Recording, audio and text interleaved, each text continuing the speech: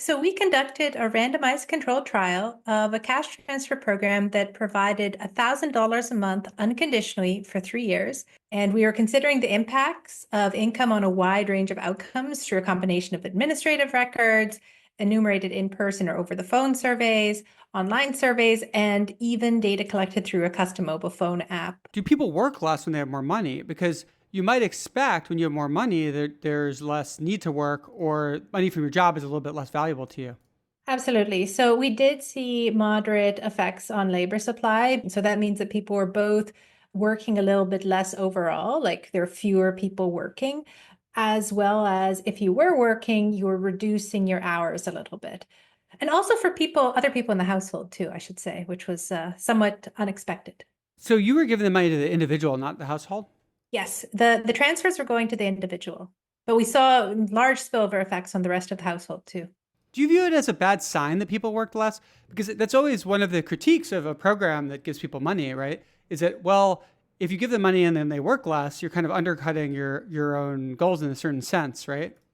I mean, I would say that how you observe people spending their time is, indicative of what they value. And it's not necessarily bad if you think of it in the sense of, imagine that AI does really take off and a lot of people can't find work. And maybe that's fine if there's other things that they actually want to do instead. I mean, towards the end of the program, there was maybe some suggestive signs that people are recognizing the transfers are going to end. They're maybe starting to find work a little bit more again. So they were dynamic in a kind of rational way about it.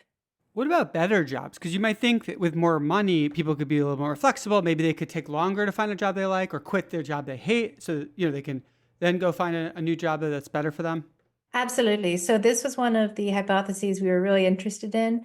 And, as you say, you might think that if people have more of a cushion, they can search longer for work, they can find better fitting jobs.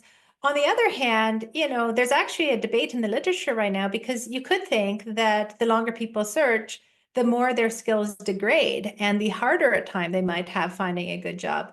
And so to really know what happens to quality of employment, you need really detailed data. And our studies really uniquely positioned to look at that. So what we found was really no effect overall on quality of employment. And we had so many different dimensions that we considered, dozens of different questions, and there was just nothing flat across the board. What about total net worth, right? So you're giving people extra money. You might think that at the end of 3 years, their net worth would be higher than it would have been otherwise. What did you find there? So we actually found a decrease in net worth, although it's worth mentioning that this was very imprecisely estimated. So it's still possible that maybe people saved a few $1,000s over the course of the study. So it wasn't increasing earnings. Actually, earnings fell net of the transfers. And it also didn't increase the hourly wage. We can really precisely reject any real changes in the hourly wage. So it wasn't increasing earnings either by the quality of employment increasing and also overall people were working less, so income fell. I see. The hourly wage did not go up, but people worked a bit less. So overall, they earned a little bit less money, basically.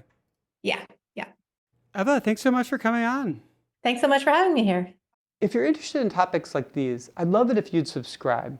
To hear the rest of this conversation and to learn about many other topics as well, search for our podcast, Clearer Thinking with Spencer Greenberg, on any podcasting app, or go to our website at podcast.clearerthinking.org.